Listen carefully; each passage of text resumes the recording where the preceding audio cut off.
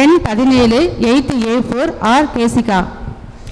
தங்கத் தமிழே, தாரணி புகழ்சும் மொழி, தென்றல் தேரேற்றி உன்னை அழைத்து வரும் தேவர் குளம் சேர்ந்து வந்து வாழி துரைக்கும் மின்னல் அழகே, மெழுகின்ற தமிழே, கண்ணல் கரும்பாய் காதலனுக்கின்ற கவிதை பல கோடி தந்தாய் வாழ்த்து கவி சொல்லும் அரங்கில் நிறைவாய் கற்றோர் கைகளிலே என்றும் தவழ்வாய் பன்னிசையாய் நெஞ்சம் குழைப்பாய் பாமர மக்கள் பாடும் நல்லிசையாய் என்றும் நிறைவாய் மேகழையாய் சிலம்பாயணி செய்தாய் திருக்குறளாய் திகழ்ந்தாய் தித்திக்கும் தேவாரமாகி எத்திக்கும் அழிக்கும் என் தாய்மொழியாகிய தமிழுக்கும் இங்கு கூடியுள்ள அனைவருக்கும் எனது முதற்கண் வணக்கத்தை கூறி என் உரையை துவங்குகிறேன்.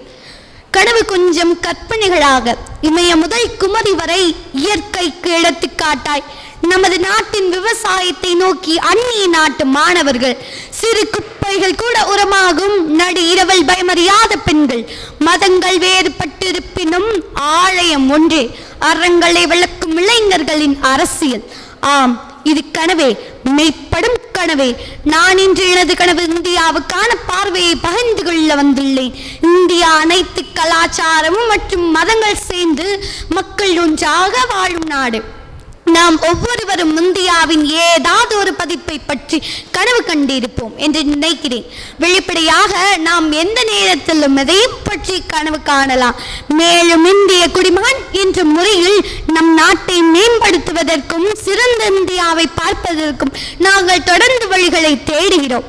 நமது மகத்தான நாட்டிற்கு அமைதியும் வளமும் தான் எனது நம்பிக்கை. ஒவ்வொரு குடிமகனும் சட்டத்தின் ஆட்சியை பின்பற்றி தங்கள் குடும்பத்துடன் தேசத்திற்கு ஆதரவளித்து இந்தியாவை ஒரு சிறந்த இடமாக மாற்ற ஏதாவது செய்யும் போது இந்தியா ஒரு சிறந்த இடமாக இருக்கும். பெண்கள் பாதுகாப்பாகவும் சாலை சுதந்திரமாகவும் நடக்கும் நாடாக எனது கனவு இந்தியா அமையும்.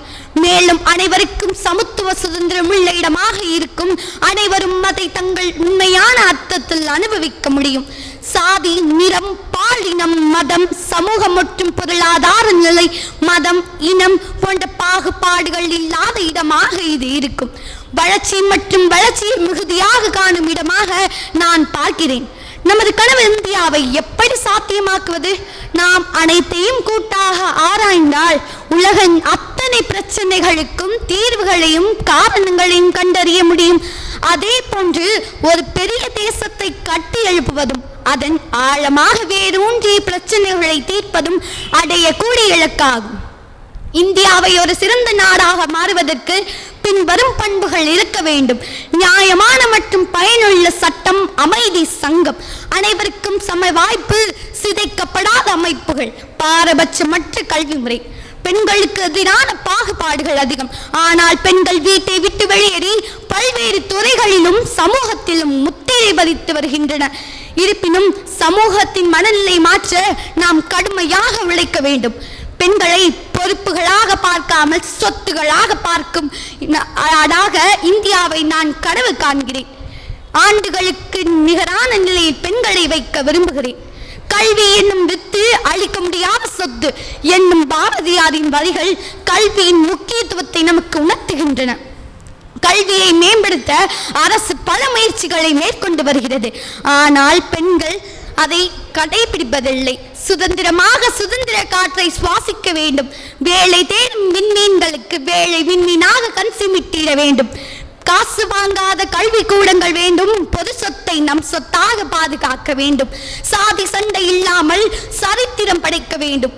குப்பை இல்லா வீதிகள், முதியோர் அமர்ந்து பயணிக்கும் பேருந்துகள், ஏழை பணக்காரர் எல்லோருக்கும் ஒரே பள்ளி, வீதியில் தவிக்கா விவசாயிகள், இல்லங்கள் தோற்கும் முதியவர்கள், முற்றுப்புள்ளி இல்லா முயற்சிகள், எல்லா உயிரும் மென்னுயிர் போல.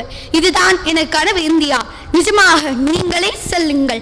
நன்றி மறப்பது நன்றென்று, நன்றல்லது அன்றே மறப்பது நன்று என்ற வள்ளுவரின் வாக்குப்படி எனக்கு இந்த அற்புத தருணத்தில் பேச வாய்ப்பினை நல்கிய ஆசிரியர் பெருமக்களுக்கும் என் பேச்சின் போது அமைதி காத்திருந்த சபையோருக்கும் என் நன்றியை காணிக்கையாக ஆக்குகிறேன்.